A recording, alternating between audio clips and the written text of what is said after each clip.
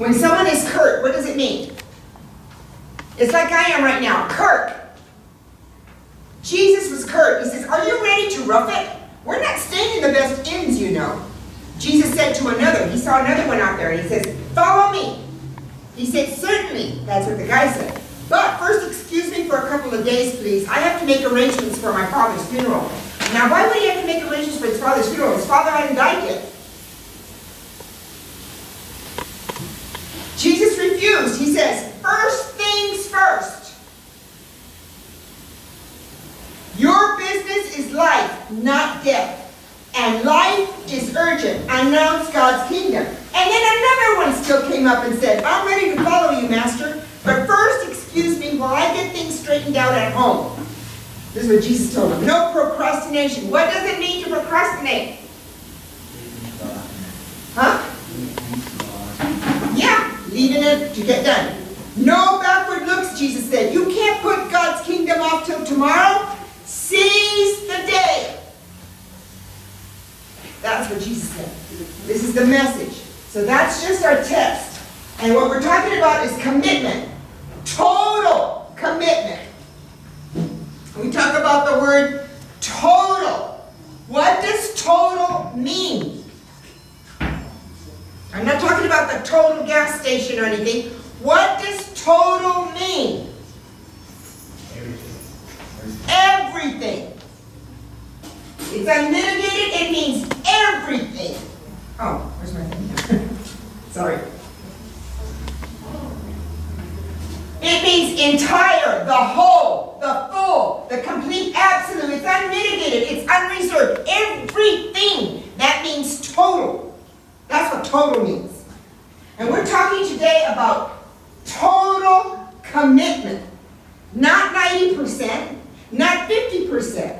Because the problem with Christians today, and in that room over there, a lot of us do not live totally for God. We don't do it. You know what? Why do you think that? Because they're focused on girls.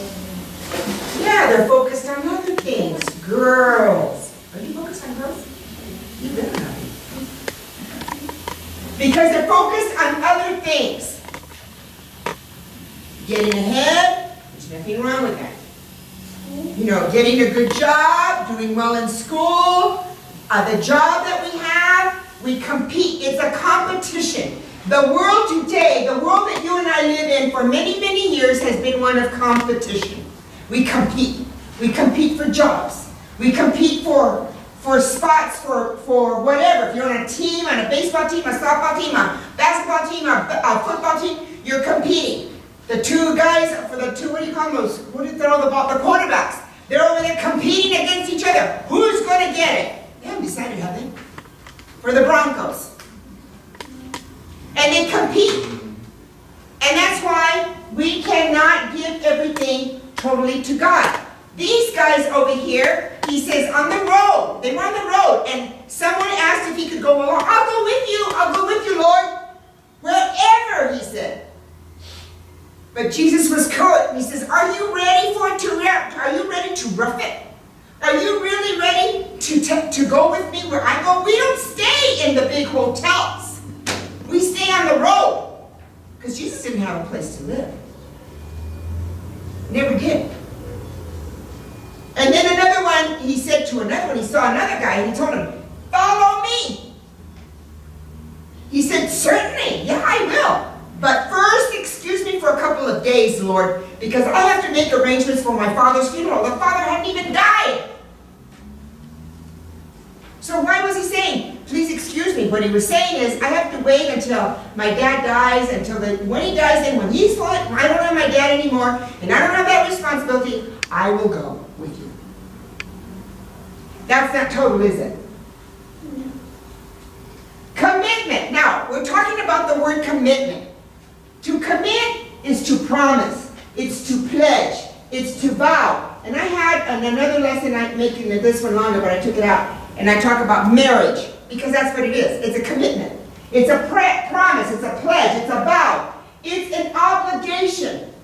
And we are assuring someone else that I am committed. I'm going to do this regardless. And it's your word. You know, I've heard it before, and Brother Salomon has taught this before. Lose everything. Lose your house, lose your car, lose your friends, lose everything, but never lose your integrity. Never lose your word. Never. Why do you think that's important? Why? Why lose everything else? And why not lose your word or not lose your integrity? Your integrity means your honesty, that you're a person of your word. That what you say, Daniel, is you're going to do, you're going to do it regardless. Even if it means it's going to cost you more than what you thought. That's a person of integrity. And that's what we're talking about here. That's what commitment is. It's a guarantee that no matter what, I'm going to pledge myself to you and I'm going to do this. Whether everything goes right or where everything goes wrong, I'm still committed to you. See, the problem with marriages today, they don't do that. That's why 50% of them end up in divorce. Involvement. Now, here's another word. What happens to a lot of people in that room over there,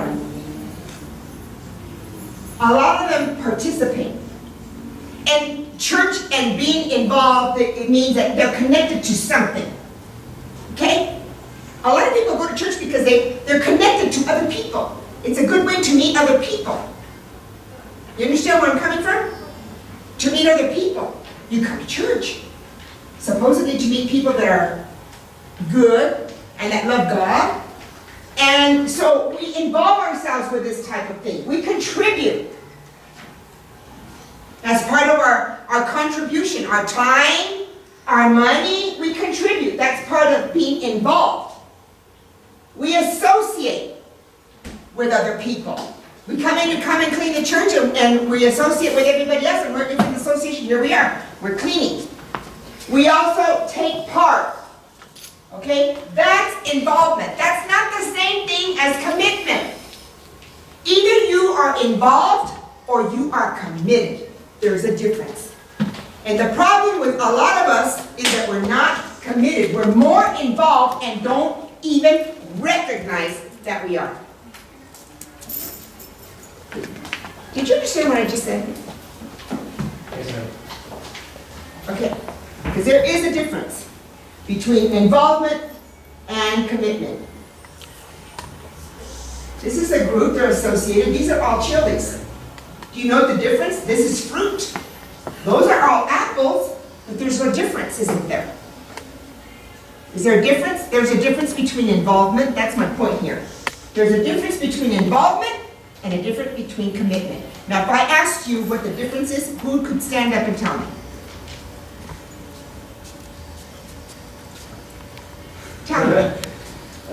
Involvement is you're involving yourself to partake whatever is happening in the church. Commitment, you're going in for yourself, but for the Lord, as you want to partake with the Lord. Right. And you're involved in it. And you're going to do it regardless of what it costs you. Yes. Okay, remember what you said, regardless of what it costs you.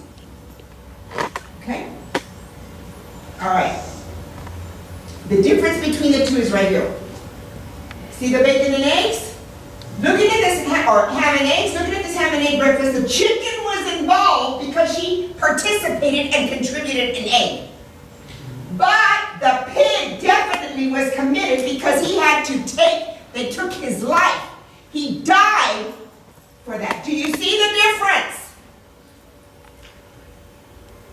The chicken was involved, but the pig, poor soul, was committed. It cost him. Because chickens lay eggs. They lay eggs, they lay eggs. So to that chicken, you give an egg or two or three or whatever, that was no big thing. It was an involvement. That's the difference between the two, and I want you to understand that. Because I want you to go and you tell your mom and your dad, are you involved or are you committed?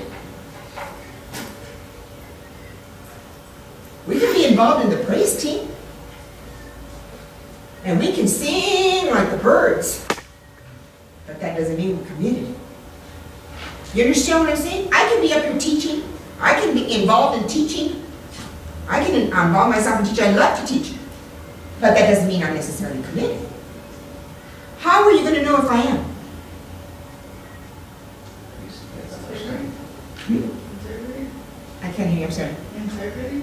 Integrity, my integrity? Well, yeah, but how are you going to know I'm committed? What did you say? I was going to say the time you spent here to commit to preparing us for the teaching. Yeah, committed is a commitment that we make, that we live for God. And it's not easy. I tell you, I've fallen down so many times with my commitment to God, and I have to pick myself up. Or I can just let myself go down and forget this. We have to continue, regardless of the cost. And some of you here, you're so young. You will learn when I talk about COST, you will realize one day what I'm talking about. Because the cost isn't necessarily just money. The cost is sacrifice. The cost is time. The cost is suffering. The cost is pain. The cost. You cannot make a real commitment unless you accept that it's a choice that you keep making again and again and again. See, Esther, you and I are not perfect. We're not. We're very, very imperfect. And if I were to sit here and look at you and observe the way you are and everything, I would see your imperfections if I focused on that. And guess what? You would see mine too. And aren't we thankful that God doesn't do that? Because God loves you just for who you are. And He loves you more than what you think. God loves you, Stephanie, and He loves me with all my blemishes, all that I do wrong, everything that's wrong about me, all my imperfections. God still loves me. With our genios, and some of us have some. Even when you badmouth your mom or your dad, and you talk back to them, and you do what you do, and you mistreat them, and brothers and sisters, God still loves you. And you and I ought to remember that every morning. What did you say when you got up this morning? Did you thank God for today? I bet you forgot. Yeah, we all do that. But you have to make a choice over and over and over. And if you fall down, and I don't care if somebody says, yeah, you're going to go to hell for that, what have you. You just get yourself up, repent of what you did, and you keep living for God. But it's not a once saved, always saved way of living. Some people think once saved, always saved, and then they live like the Dickens. And they think they're saved. That's not the way it works. It's got to cost you. Look, anything that costs you, your time, your money, your energy, everything, and it costs you some good, like it's, okay, it's for, like this, for example. Say you bought a purse, and that purse cost you $500. Would you treat that purse, Lydia, as you would one that only cost you $5? No, you take better care of it. You buy a $50,000 car, as opposed to buying one down the street for $2,000. Which one are you really going to take care of? The one that you're making the payments on. Don't. I had an uncle who had a Corvette. One time I was eating a banana and he was going to take me someplace. I don't know where we're going to go. And I'm eating my banana and I'm ready to get into his car. He says, stop! I says, what happened? No, finish your banana before you get into my car. And he's still like that. Commitment is either you're in or you're out. That's it. You're either in or you're out. You're either committed to the team or you're not. What coach wants a player that's not committed? No coach wants that. You want full and total commitment from your players. Any good coach is going to want that. And he's going to let you have it and let you know. And if you're not doing what you're supposed to as far as the team goes, because if you're not committed to your team, what happens to the team? They lose. Yeah. You're either in or you're out. There's no such thing as an in-between, a life in between. All right, here we were. We're talking about where we have the first guy. He says, they were walking along the road, and a man said to him, I will follow you wherever you go. Jesus replied, foxes have dens and birds have nests, but the Son of Man has no place to his head. He had no place to stay. He says, look, and that's why he says, are you ready to rough it? He says, because we're going to be sleeping there by the road or wherever. He says, wherever we are, because we're not going to be at the big hotshot, hotel over there. We're not going to do that. We're not. So he makes a very powerful promise to Jesus. He made a promise. But you tell me if this man was integrity or not. Wherever he went, he says that he would follow Jesus wherever. It didn't matter. I believe that man was sincere, but he didn't want to follow Jesus. I really believe that he was. But he wanted to be part of what Jesus was doing, and he wanted to make a difference. All these things are good, but we need to understand something that is and make it very clear here. The desire to serve has to be coupled. It means it has to be mixed up with the right reason for serving. You have to have the right reason for serving. Okay? And sometimes it's like, one of the things that used to get me are some of these young men that used to want to be preachers. And they wanted to start preaching at the big services. I said, you have to start from the bottom up and work your way up. Oh, no. No, but I've got a college degree. I don't care what you got. You're going to start like anybody else. You go get a job and you apply. And I used to do interviews with job applicants all the time. And one of the things I would ask them, do you have a college degree? Right off the bat, I would ask them, do you have a college degree? Yes, no, whatever. And I'm not saying that I would necessarily hire someone with a college degree if I had someone with a lot of experience in what we needed for the job. Because sometimes the experience makes up for someone that just finished a college, graduated from college, and then no experience. So even if you have a 4-year college degree, or if you have even a graduate degree, and if you haven't held jobs all this time, trust me, you're not going to get hired. Not if there's somebody else that has the experience. It's very difficult. There's a lot of competition out there. So, the desire to serve must also be coupled with the right reason for serving. Our friend here was willing to be involved with the ministry of Jesus. He wanted to be involved, because that was the going thing then. There was nothing wrong with that, other than the fact that Jesus wasn't looking for someone that just wanted to be involved. Jesus was looking for someone who would give a total and a full commitment to his cause. He didn't want somebody that would just be there whenever you want to be. That's the same thing with musicians and anything in the church. I remember one time when I told our brother in our church, I fired him. I said, you're not going to be our lead musician here. You're not going to do it. He says, you're making a big mistake. I said, no, brother, I'm not. You are involved, and it's all about you. It's not about the rest of the group. If I have the group coming to me and telling me, and if it was maybe one, I mean, even two, I says, but brother, the entire group coming and telling me that this is what you do. Tell me that you didn't do it. And I gave them example after example after example. He says, no, well, that's just the way I do things. I says, well, you can't do that here. You're not being paid to mistreat people. That's what we do. You are only involved, brother. There's a difference. You're involved, but you're involved because you have a personal agenda. You are not involved or committed for the good of the entire team. You're not. And that's what Jesus didn't want with this guy. He wanted to follow, he wanted to go along, he wanted to obey, he wanted to respect, he wanted to abide. That's fine. A lot of people in that room over there do that. He wanted to be part of what Jesus was doing, a part of it, a portion, a role, but the one that he wanted. And there's a lot of people that are over there and that's all they do. They don't want to be involved in the other nitty-gritty stuff. We come to clean the church. Nobody wants to do the toilets.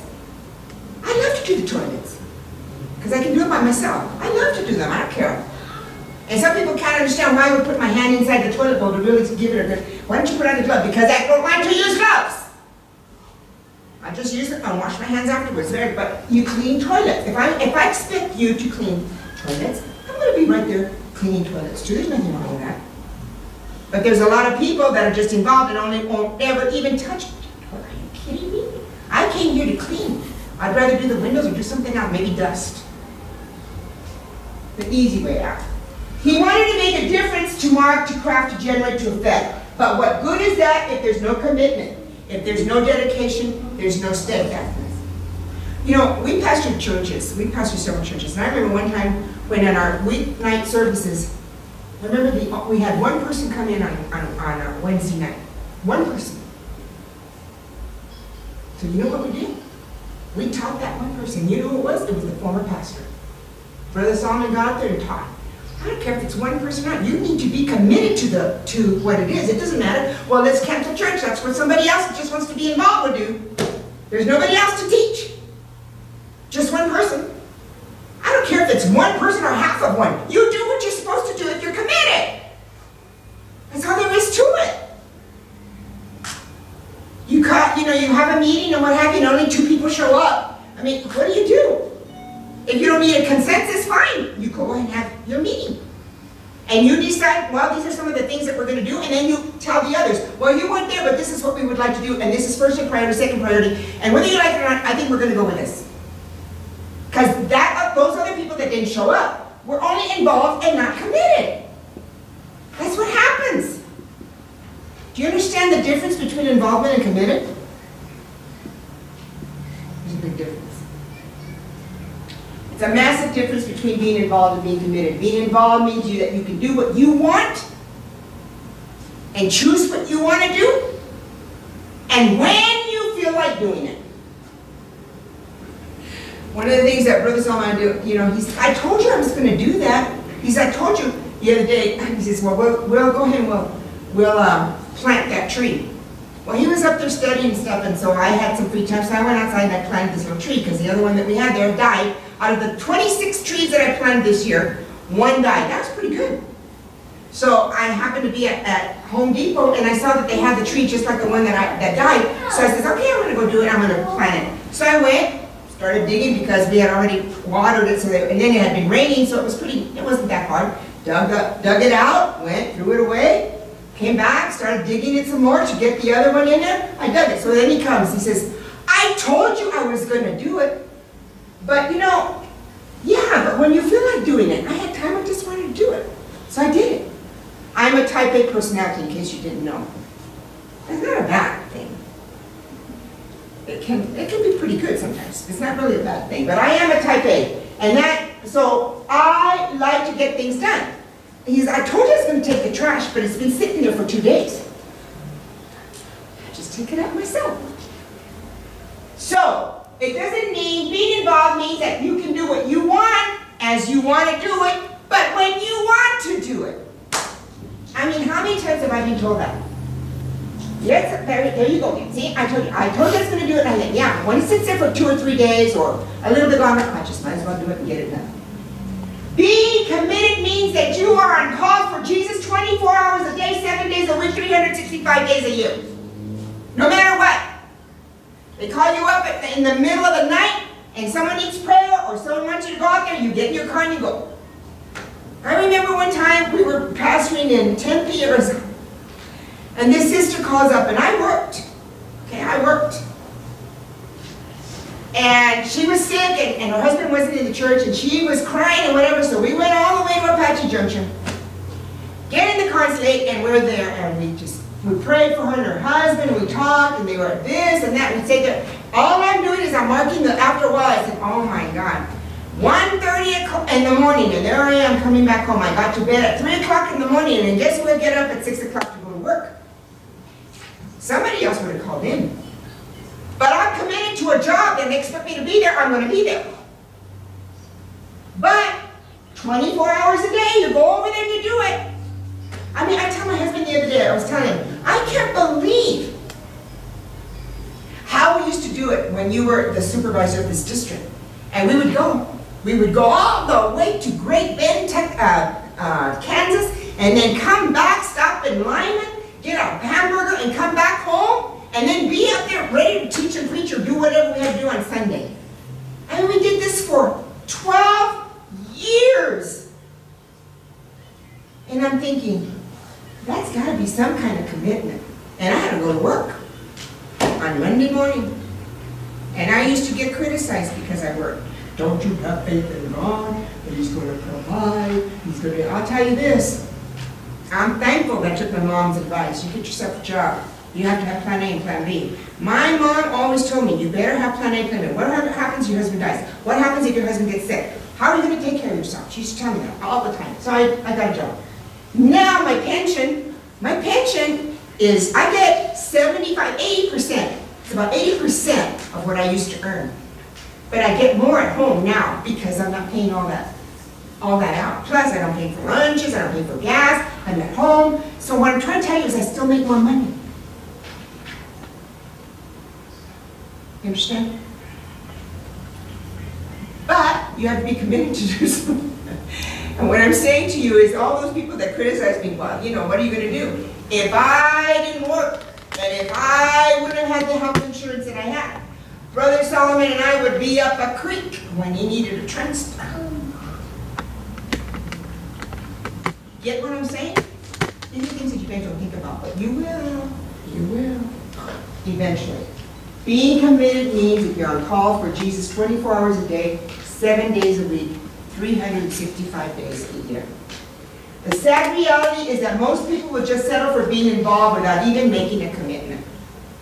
When we settle for just being involved, you know what we do? We settle for cheating, a system of cheating. We cheat God out of giving Him our very best. We cheat others out of what we have to offer. We cheat ourselves out of the blessings of Christ that come only when we are committed. We're a bunch of cheaters when all we do is involve and we don't commit.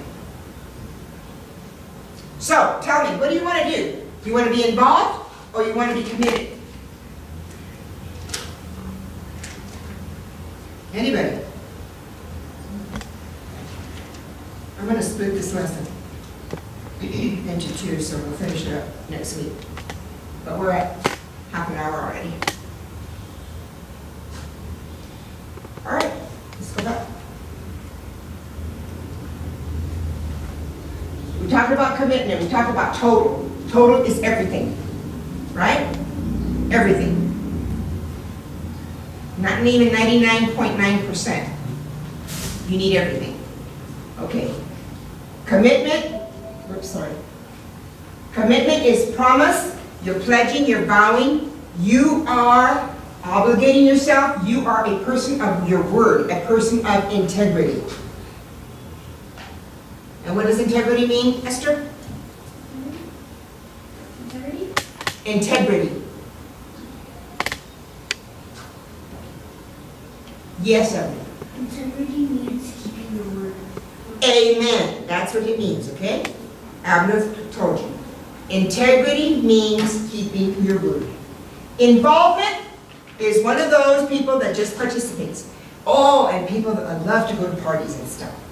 And they like to go to the, you know, the after, like when we have our after church dinner sometimes, oh, how many people love to come to those and everything. And they bring their little dish of food and everything. And they sit there and they eat and they bring 50 million other people that normally don't come. And then they sit down and they eat, and then when it comes time to clean up,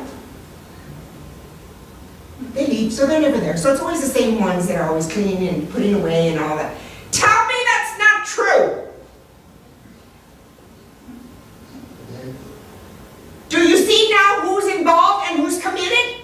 The committed people are the people that stay and do it regardless. Everybody else has something else to do. Get it? Thank you.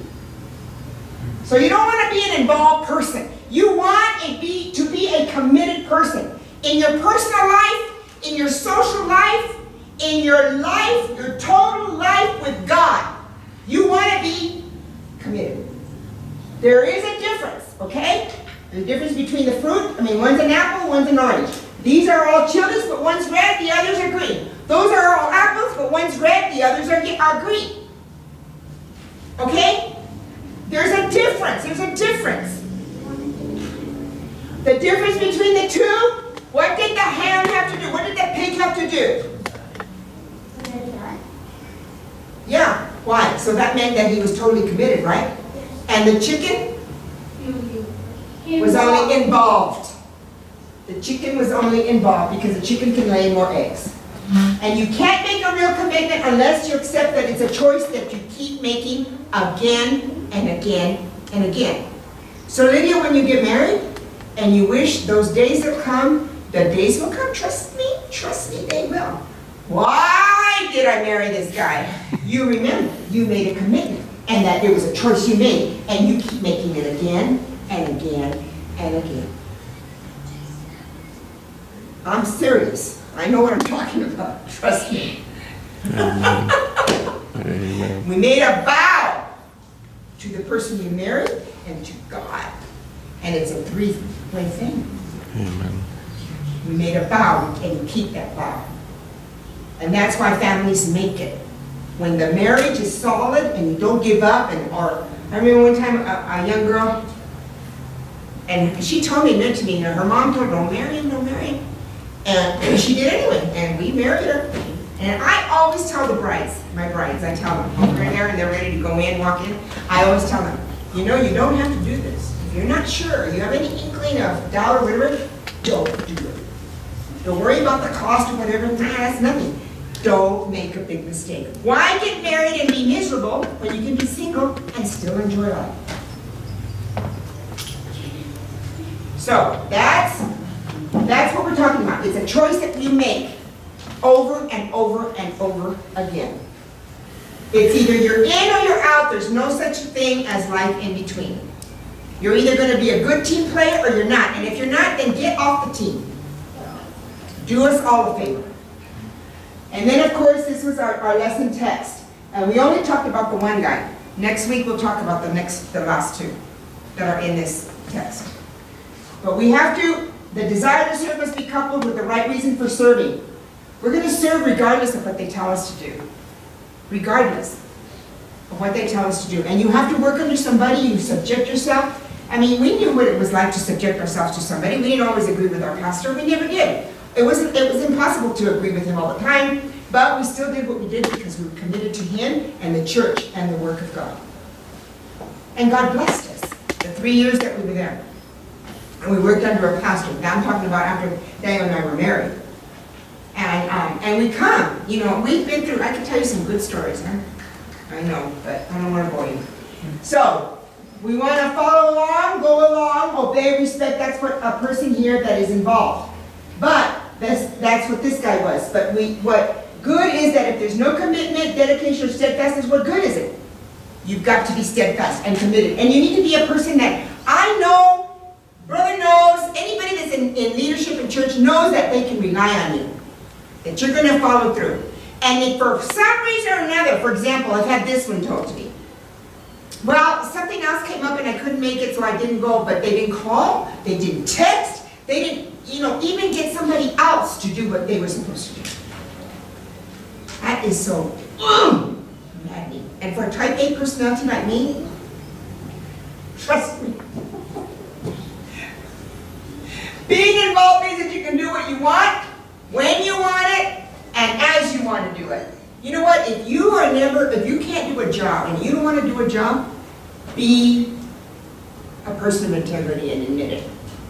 Don't do a job. Don't commit to something that you know you're not going to do a good job. Everything that you do, I don't care what it is, at work, school, wherever, everything that you do it the best that you can do it. And God will bless it.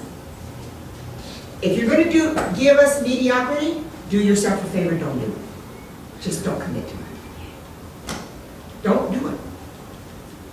Because when you are mediocre in living for God, trust me, the Bible has stories after stories. And Israel and Judah were no exception. These Jewish people did things that were detestable. They did things and God did for them and did for them and did for them. And finally one day, you know what he said? I'm not going to do, I ought to destroy them. I ought to destroy them. That's what I ought to do. He got so upset with them. But he says, because of who I am, I'm not going to do it. For my sake, for himself, God said, I'm not going to do it. Think about it. That is unconditional love. That's a lot of love that God has for people that just downright, outright did not care for him.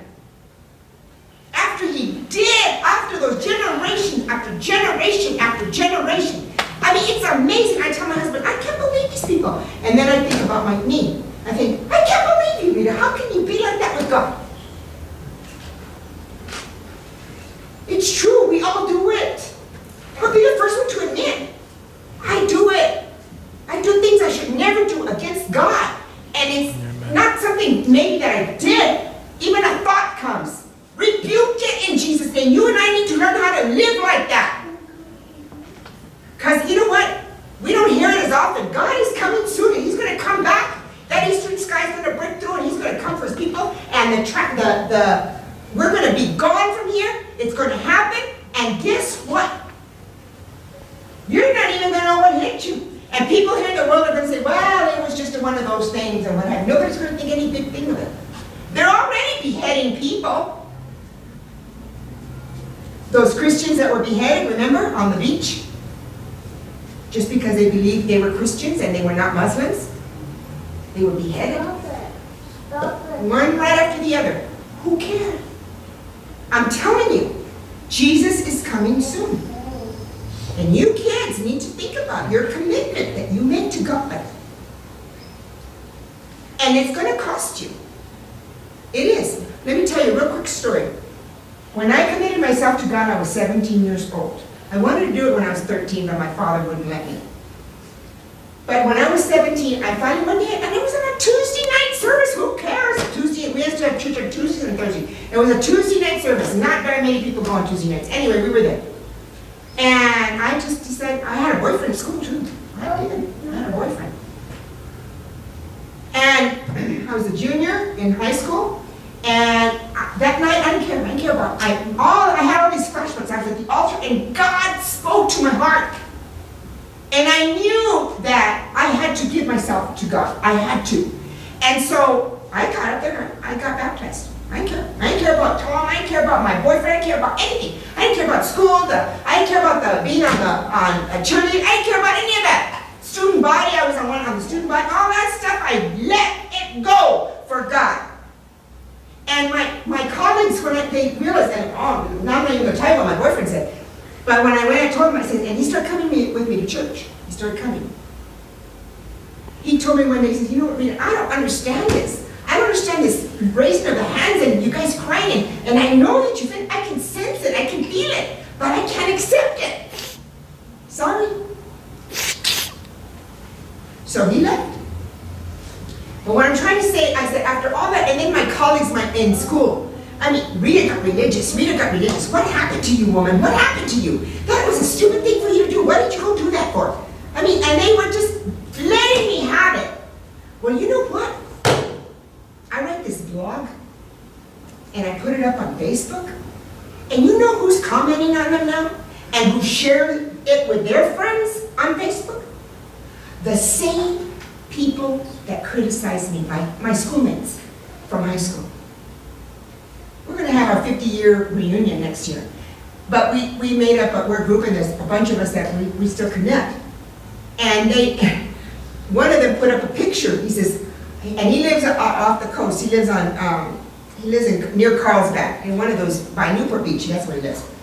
And he was a surfer. He was one of those guys. He was an ex-boyfriend of mine. And he was a surfer, and he always used to want to take me out there surfing. I said, no way, Jose, I am not getting into that ocean. So I'll go in a pool, but I won't into the Pacific Ocean. But anyway, we used to go, he lives there now, he and his wife. And he put on there, he says, I'm doing what Rita preached today on her blog. And I says, I'll go back to see which one it was. It was the one about peace. And it was about peace.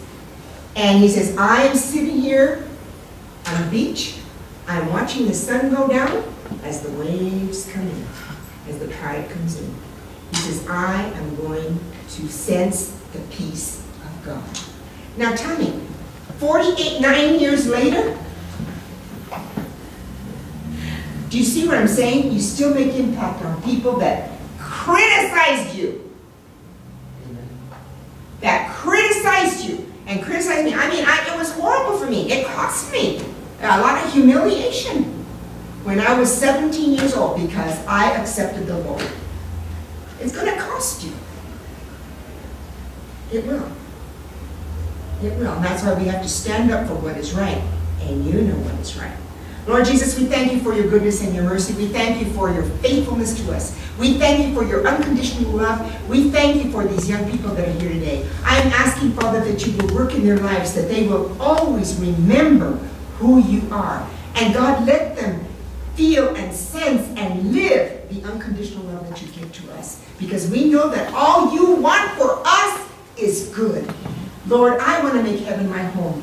I really do. And I'm asking that you will help us and that you will bless us. We thank you for your faithfulness to us. In Jesus' name we pray.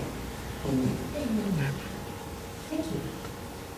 We'll finish the rest of this one next week. Okay? May I have those sheets of paper, please, so that I can refer to them and save trees, not wasting paper. Thank you.